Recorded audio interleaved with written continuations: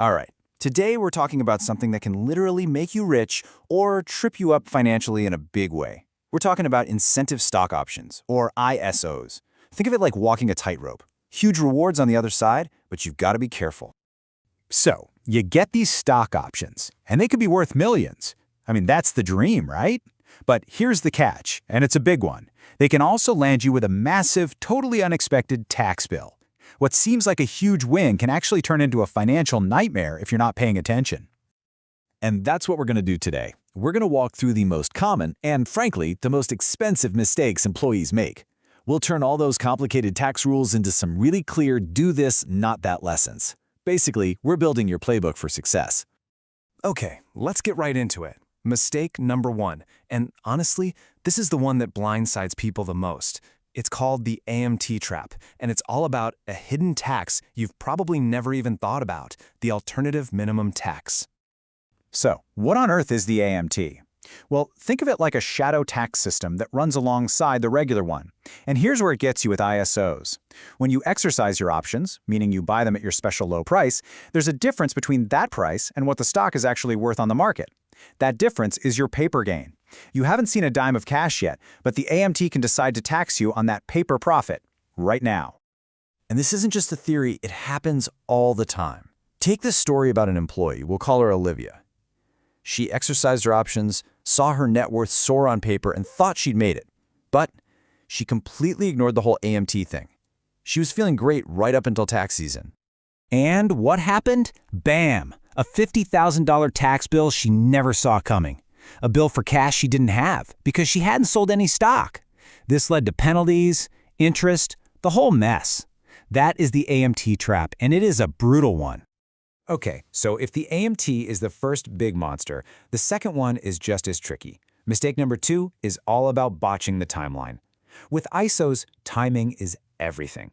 It's not just about what you do, but when you do it, because the dates you choose can literally change how much tax you owe. And this all comes down to one key concept, the difference between what's called a qualifying sale and a disqualifying one. Get this right, and you get a much, much lower tax rate.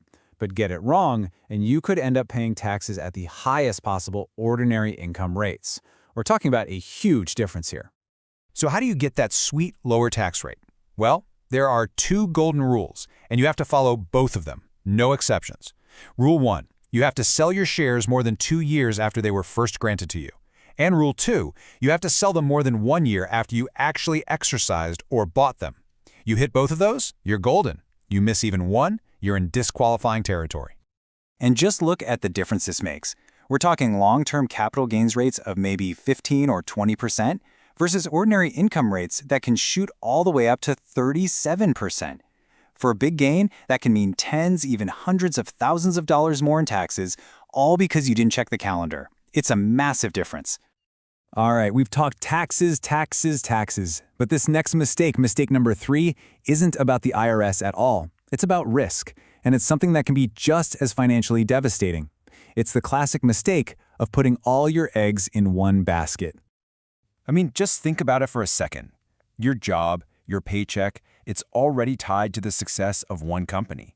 Now, if you also pile up a huge chunk of your investments in that same company's stock, you're not just invested, you're over-concentrated. If that one company hits a rough patch, you could lose your job and watch your life savings evaporate at the exact same time. That's a scary amount of risk. So, how much is too much?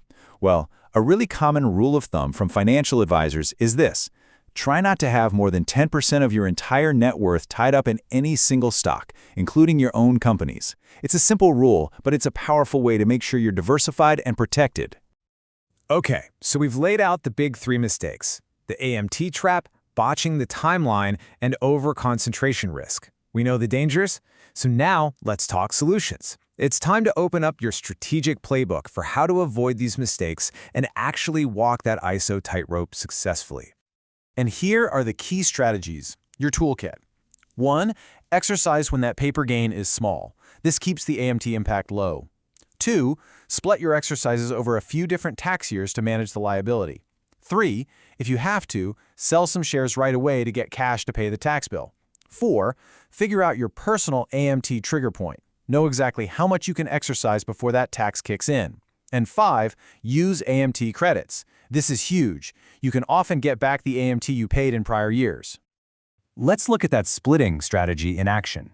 See, instead of exercising all 10,000 options in 1 year and creating one giant, terrifying tax event, you can break it up. Maybe exercise 3,000 this year, 3,500 next year. You get the idea.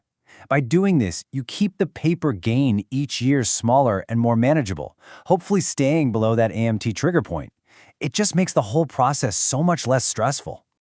So, let's boil this all down to your action plan. What do you need to do? First, know your 3 key dates: grant, exercise, and sale. Master them. Second, plan for the AMT. Don't let it be a surprise. Third, be patient. Hit both of those holding periods to lock in those favorable tax rates. And finally, diversify. Create a real plan to manage that concentration risk over time. So, you've got the playbook. Now, what's your first move? The thing to remember is that ISOs are a powerful tool for building wealth, but they're not a lottery ticket. You have to be strategic. With a bit of knowledge and a solid plan, you can absolutely walk that tightrope with confidence, sidestep all these pitfalls, and turn your options into real, life-changing wealth.